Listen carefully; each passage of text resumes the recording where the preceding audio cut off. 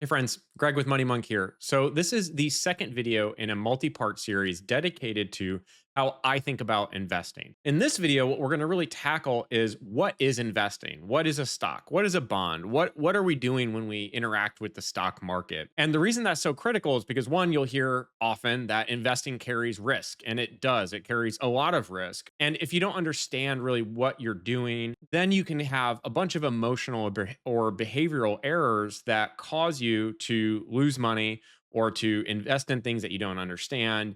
And then you're putting money in at the wrong time and you're trying to pull it out at an even worse time. But we're really going to tackle the foundational elements of what it takes to even start investing. So, to help build that foundation, let me share what we're going to cover in this video. We'll talk about what investing even is, what are stocks and bonds, what is the stock market, what are you doing in the stock market, what is risk versus reward when we think about investing, and then I'll talk generally about the difference between someone that is an investor versus somebody that is gambling versus someone that's trading in the stock market versus someone that might be speculating. And later in the video, I'll get into why really understanding the differences between these different types of people is really important. Okay, so for the first part, you hear a lot of people talk about you need to be investing, but I thought I'd take a minute to just kind of talk about what it actually is. So if you look up investing, what you'll see is that investing is when you have the reasonable expectation, and that's a really important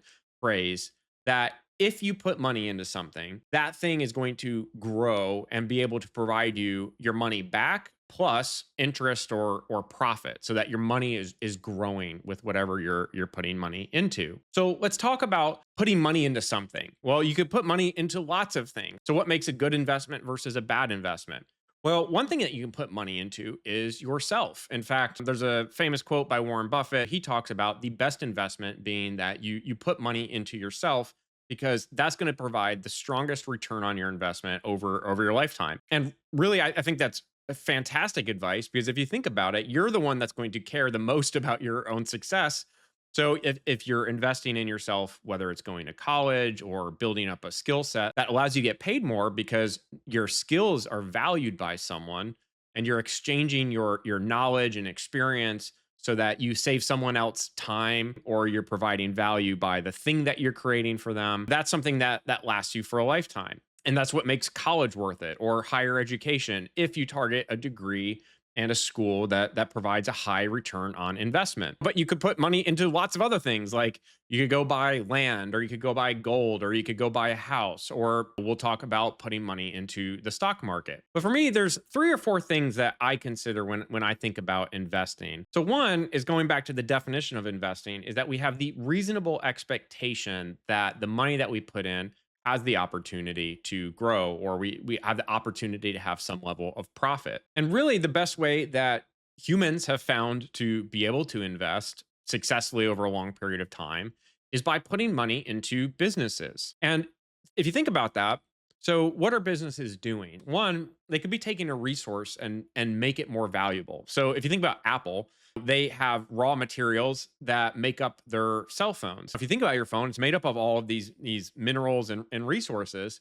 And what you're doing when you pay Apple is you're paying them for basically being able to convert those raw materials into something that is more valuable to people. We pay businesses for a level of service that if we had to go do a service by ourselves and we depended on only ourselves for getting things done, we'd have to learn so much about the world. Businesses allow you to basically save money because you're getting a service or something from some business for less than you would be able to get it if you had to go do that thing for yourself, or it's providing you something that you hold of value. Businesses are always innovating, they're creating inventions in the world, they're looking at the wonderful world around us and they're thinking, how can I introduce a product that's more competitive than the next business, or it's new and it's novel and people will want it because it creates some type of value. And I think having this basic appreciation for what investing is when you're talking about putting money into a business and what a business is doing helps fight against being overly focused on a stock price or the financialization, which is a term where we get into like derivatives of a company and we start only being focused on numbers. A lot of times I'll hear new investors or people that I just talk to that are new to the idea of investing, they're really focused on what's going to happen to this stock price. Is it going to go up or down? That's really kind of missing the point, in my opinion, around what it is that you're trying to do when you're investing, which is putting money into reliable assets that are going to grow over time and create some type of value. So that would kind of be the first rule for me when I think about investments are, does the thing that you're putting money into have some type of intrinsic value to it? Has it created patents that it's holding? Does it convert a raw resource into something that people value? Is it creating a service that is important to people? The other thing with investing is I always think about all of the people that are involved in business. They are dedicated towards making that company successful. And it's not because they're altruistic and they just want the company to succeed, although hopefully all of them do, but it's typically tied to some level of self-preservation. Most people are focused on, how can I build my skills to get a raise or to get a promotion, or how can I build my skills so that I can be more competitive and get hired in another company. And then as you go up the food chain in companies,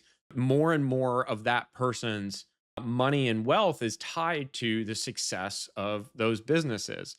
And the reason I bring that up is because when you're investing, all of those people in a way are working for you. They're all interested in self-preservation. So whatever industry or market they're in, they're interested in trying to solve the problems of that company and work really hard to do that. So for me, and the way I like to invest, I like to know that the money that I'm putting into something is going towards a company or some type of product or something that creates value. And so what is the easiest way to do that? Well, that is investing in the stock market and buying stocks or bonds. And I'll talk about each of those. So purchasing a stock in a company, and you'll hear a lot of different terms. You'll hear equity, shares, stocks. Really, it's all the same thing. What you're doing is you're buying a partial ownership of a company, and you are getting to celebrate in the success of that company. So as it does well, you get to reap the reward of that.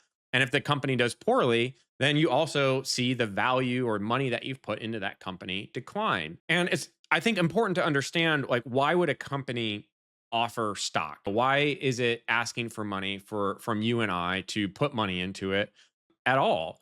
Well, so if you think about it, a company needs money to be able to expand its operation. There's two ways that a company can raise money. So it can either offer shares where someone buys it and then that person is a partial owner. The problem is that you're diluting the ownership that you have in a company. So if you are a very small business or you're a company growing, maybe go watch an episode of Shark Tank or something. What you'll hear in Shark Tank is, I'll offer you $100,000 for a 20% stake in your business. And you see the owner's head kind of going back and forth because they're like, oh, I'm going to dilute the amount of ownership I have in my company. But owners have to do that, and public companies do that because they need money to be able to grow. And the bet typically is that they would rather give up ownership and be able to expand the power of their company to be able to make more money than to not take any money at all and just kind of stagnate with whatever money that they make. So it's really important that when you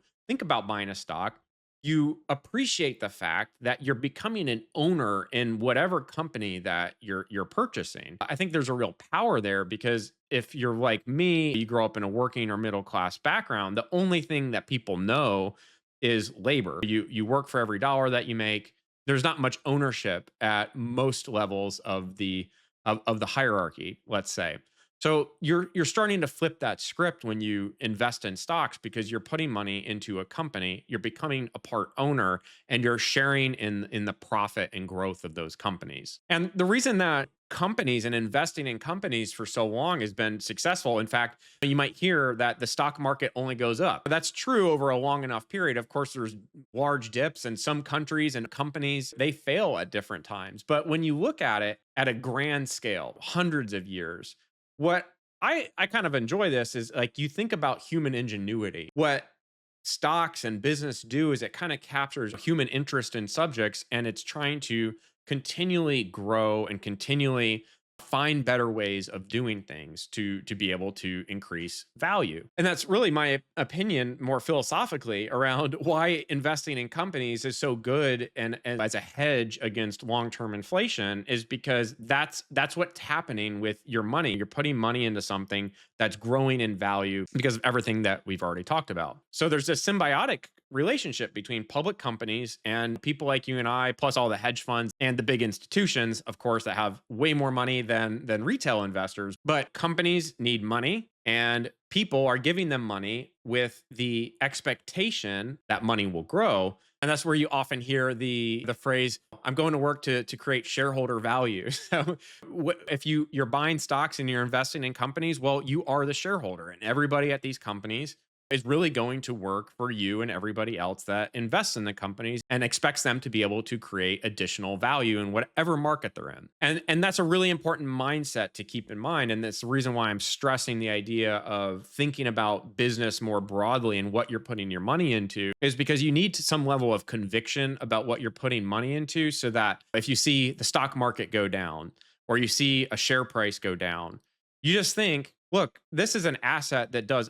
incredible things. And even if the value on the stock market is going down for this thing, I have a lot of conviction in what this does for people, and I'm going to keep investing in it. Okay, so that is a stock. You're buying a share of a company, you're getting ownership, you're getting to celebrate in the value increase as everybody at that company works hard in whatever it is that they do to increase value over time. So a bond is different. So earlier I said there's two ways that a company can raise money. Well, the other option is that instead of me offering ownership into my company, instead of giving you any ownership, I'm going to pay you interest on the money that you give me. And that after a period of time, I'm actually going to give you your money back plus interest.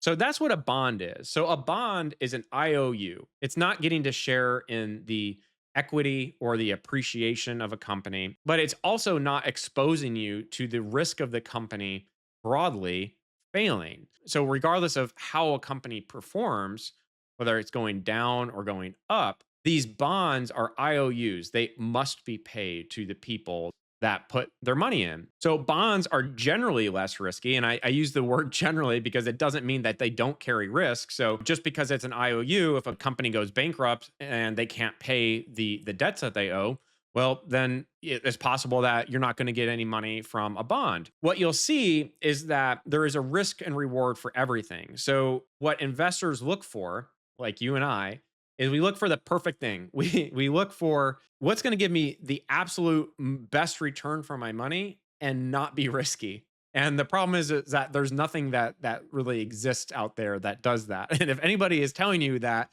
they found it, I would run away from that person because they're probably selling you something. But in general, bonds are less risky because they are debts that a company or a government owes you. The downside of bonds is, of course, you don't get to share in all of the value appreciation of that company. You just get a set amount of interest back for the money that you loan them. And with a lot of new investors, you're going to see this tension between bonds and stocks because what people don't like about bonds is that they don't grow quickly. They don't provide a lot of interest or return on your money. And what people want is a stock-like return with a bond level of risk.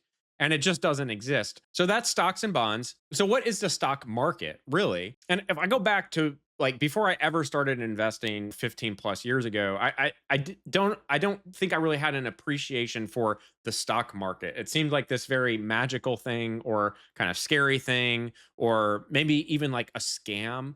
But if you think about it, all it's doing is it's giving you the opportunity to participate with companies and become owners in different companies. It's really where these companies can go to the public to raise money. So what it is tens of millions of people all kind of deliberating around what is the value of a company and how much money should we give them or not give them. Every quarter, you're going to hear something called quarterly earnings reports. So publicly traded companies, which is what we're talking about here, are required every quarter, so every 3 months, to go to the public where they share what the success of their business has been. And so the CEO, the chief executive officer, and typically the CFO, the chief financial officer, who has all the all the spreadsheets. He's kind of the nerd. The CEO is kind of the cheerleader. What they're doing is they're coming together and they're basically pitching the success of their company. And what are they pitching the company for? Well, one, they want to increase their own value. So if you think about like Elon Musk, one of the wealthiest humans in the world, how do they make all their money? Well, Tesla became incredibly valuable. And that was in large part because of the way Tesla was positioned. It's not just a car company. Apparently, a lot of people believe in it because it's an AI company and at the edge of these different things. And so how did he become wealthy? Well, the value of Tesla increased. Everybody looked at it and said, yes, this thing is worth a lot of money. And then, of course, there's lots of people that scratch their head with Tesla and they say, well, the number of cars that you're selling every quarter is going down. How are you really an AI company? What happened to the robots and the self-driving taxis and all of this? And this is a lot of times where CEOs really are kind of the cheerleaders and they're making these big promises about what the company will be. And so in some ways, I think about the stock market as those auctions where the guy talks really loud at the front and they're asking people to raise their cards to bid.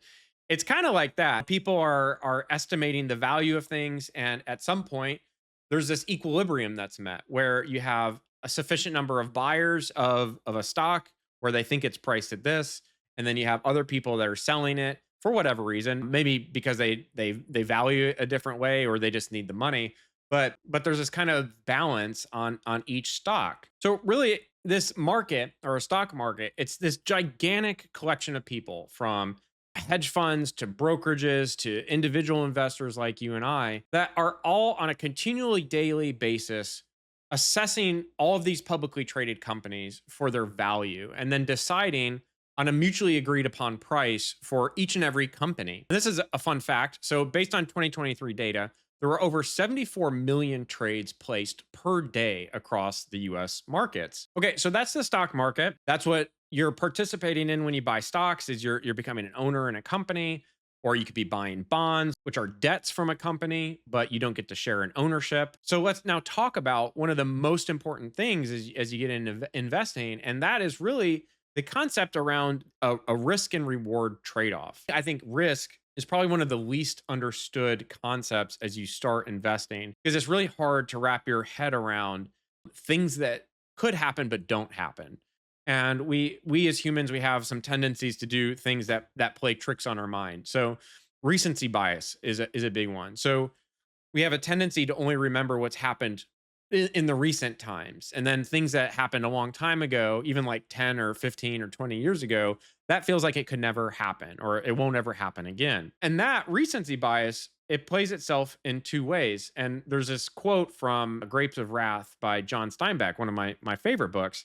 He talks something to the effect of farmers in the good times, when the weather's good and the crops are growing and they're making all this money, it seems like that's never going to end. And so they don't save any money and they just kind of depend on the recent effect of good weather and good times lasting them through. What happens is people forgot the bad times. So then the bad times eventually come, and then in those times we have the same type of recency bias. We believe that things are never going to get better and it's always going to be really really bad. The truth is that it's somewhere in the middle. Everything goes in cycles. When the market is really high and all these companies are reporting record profits and things are going really well, people feel invincible. And then they're shocked when there's some type of market correction. Just like on the other end, when there's a market correction and things are tight, people pull their money out because they're like, oh my gosh, it's going to keep falling forever.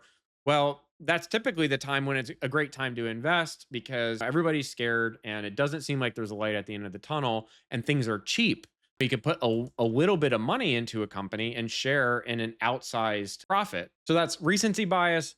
There's all sorts of other forms of risk. Some of the ones that I see are really the belief that an investment can't go to zero, or just a general misunderstanding for what could go wrong that gives people false confidence. And I will have a whole separate video on risk where I talk a lot about that. But for this video, I just want to kind of hit on the high level where we at least ask the question, well, what is the risk of investing in stocks or in bonds? And for that, I want to share a chart that I absolutely love, and that is this chart. So this chart has collected over 100 years of stock market return data. And what it's charted is the level of return, so how much money you make on an investment to the level of risk that you take. So when we think about risk, it's really what is the chance that something that I didn't expect is going to happen. So if we look over on the right hand side where we look at stocks, what you can see is that in any given year, this stock market on average returns about 11% over the course of 100 years. But in any given one year, stocks have returned anywhere as low as 50% and anywhere as high as about 50 or 60%. So if you said, look, I can't withstand the chance that in any given year, my stock investments might go down by 50%.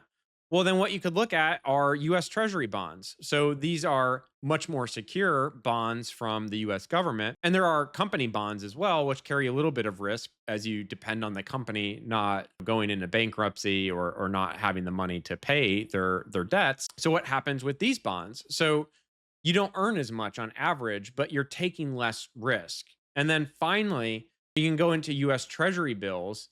And the idea is that at some level, there's a place where there's this risk free return. And so the question is, how much risk should I be compensated for investing in my money into something where I don't know the outcome? And so the thing that we're trying to balance is this risk and reward trade off. So the question is, how much more money do I kind of deserve for exposing my money to risk? And so the risk premium is really I expose my money to risk, I should be compensated for exposing it. And it's hard for people because emotionally, you don't want to expose your money to risk.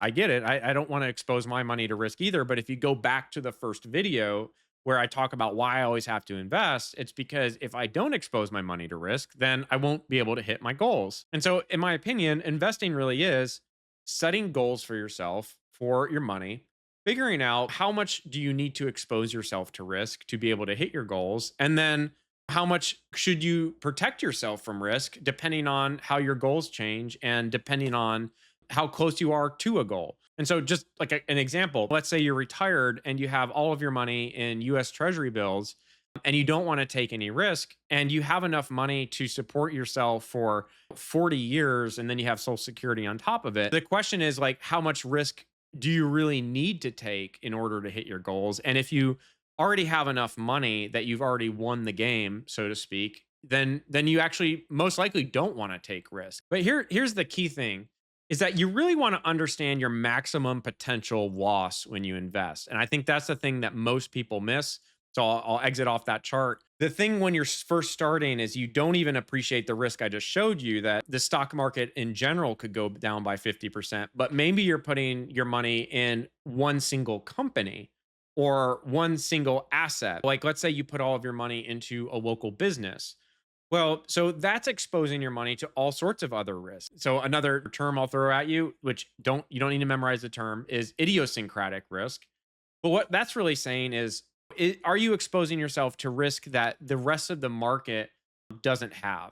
So for me, like idiosyncratic risk, like if I put all of my money into the local restaurant, you're depending on that one location to be successful over a long period of time. And so really you would need to be compensated for taking that idiosyncratic risk and just putting all of your eggs in that one basket. So for me, at the heart of investing is really this idea that you are being compensated for the level of risk that you're exposing your money to. And you're not exposing yourself to risk that you don't need to take, but you're exposing yourself to enough risk that you're still able to meet your goal. And I think the problem with most new investors is that they have a mismatch somewhere. So they might not understand the level of risk that they're exposing their money to when they invest in one stock or they start trading in options or they're investing in one single company or in one single asset. So for me, the way I like to invest is through index fund investing. What index fund investing is instead of investing in one company, you're investing in maybe all companies. So I just had a video and I'll link it up here about the difference between an ETF and a mutual fund. And I talk about what an index fund is. But you can think about it is that instead of buying one company, what if you could just buy all companies in the United States. So there's about 5,500 publicly traded companies. Instead of me trying to figure out, okay, which of these one of 5,500 companies is really going to outperform all the others, which ones are going to go bad, which ones are going to do well, what if I could just spread my bet across the entire market? And like I showed in that last chart, the stock market on average has this range where it can be up 50% or down 50%, but on average, it's gotten 11%. So, what I like to do is just invest in the total stock market. So, I put my money into every single company in the stock market, and I think about how that money is going into ownership of each company that really makes the country run, that creates the products that people love. And I just basically ride the wave of human ingenuity. And I'm not trying to really bet on which company is going to succeed because I have my money on all of them. And when that one winner does come, I get to share in that success. I don't have to try to guess what the next Tesla is or the next Nvidia is. I also don't have to guess which of these companies is going to fail in some spectacular way, maybe through no fault of their own, but because of something that happened in the economy. Doesn't really matter. So I bring that up because the last thing I want to kind of share with you on the second video before I think the third video will talk more about risk is the difference between investing and gambling and trading and speculating. So you can think about a gamble, and I haven't looked up the definition of gambling. I'll actually, I'm gonna just use the money monk definition. So I think about gambling as basically making a bet on something that has the likely probability to not make money. And so, like, if you go into a casino and you're just betting on a craps table or you're playing blackjack, the odds are not in your favor. The odds are in the casino's favor.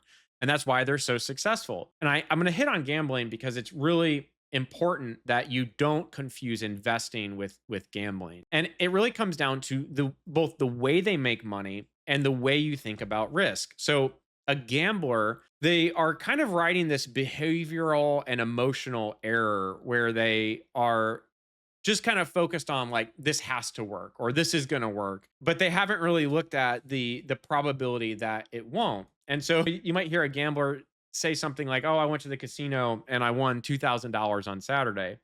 But generally what they're not going to share is, well, how much did you lose on Sunday or on Friday or another day? It's the same thing with the lottery. I think this happens with working class people in particular, is because they don't understand risk and the payoff that they deserve for their money. And sometimes people are in hard situations where it seems like gambling in the lottery is like giving them a dream that even though they know they're most likely not going to win, there's a very small chance that they will. The fact is that over a long enough time period, gambling is losing you money. So if you have a goal of building wealth over 30, 40, 50, or 60 years, even if you gamble and you make a little bit of money, if you keep gambling enough times, eventually you're going to lose that money. And so even people that gamble in the stock market, I read a lot of gambling and trading forums. What you'll often hear is like, hey, congrats on making that money. Now go put it in an index fund somewhere, actually invest. And the reason is that they got lucky. And so if you do get lucky, I'm happy for you, but you may want to switch your mindset to invest and to be able to balance the risk and reward trade-off and really to protect your money so that it's able to fight in every day or every game that you're investing in. So that's gambling. What's the difference between investing and trading? So trading is less focused, in my opinion, on the underlying asset when you're putting money into a company, and it's more focused on finding some type of misalignment in the stock market between what people have generally agreed on around a price for an investment. So you could be a day trader and you could be trading on momentum or like the interest in a stock, and you're tracking all the charts and you're putting candlesticks down where like, oh, I see some volume here where people are really interested in this stock.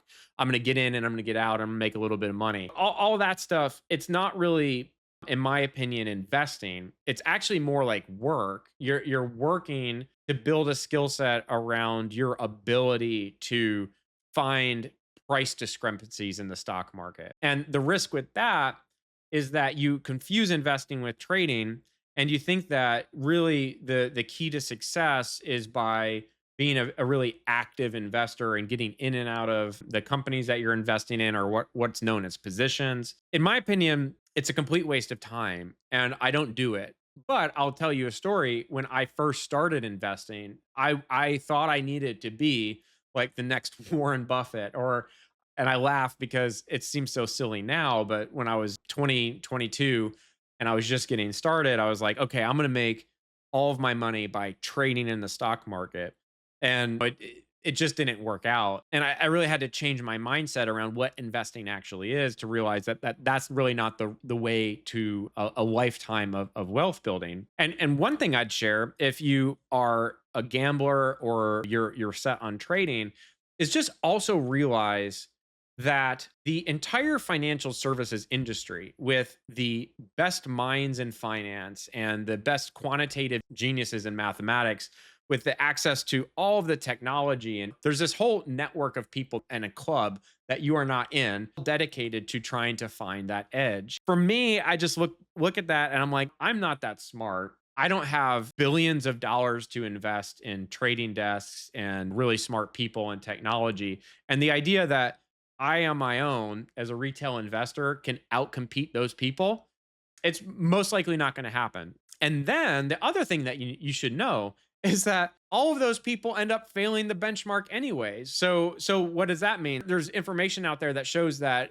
over the last 15 years, 94% of all active investors have failed to beat the average benchmark. And so not only do I not think that I can beat them, but they don't even beat the average performance of the market. So for me, I have a lot of conviction in the way I invest, which, regardless of how you decide to invest, the most important thing is that you have conviction for why you're investing the way you are. Gambling and trading and just hoping for a lucky payoff is really not the way to long-term success. And then the last thing, as a speculator, is a speculator, in my opinion, is really someone that is looking at the price of a company, and they're speculating on what it's going to do, whether I think they know it or not. Is that they think they know the future. But the truth is that nobody knows the future. And people go around and around on who to listen to really, I think, try to help them feel comfortable that someone is going to tell them what the future holds and that it's going to be okay. And the truth is that nobody really knows. So instead of trying to speculate, the way I like to invest is just again, invest in all companies and see what happens, while understanding the general levels of risk that come with investing in the stock market. So, okay, we have covered a lot in this video. I didn't think it would go as long as it did, but that covers really how I think about investing. It covers what a stock is, it covers a bond, it gets an introduction into just a high level of the stock market. You can start to appreciate the different levels of risk for the different types of investments that you can put your money into.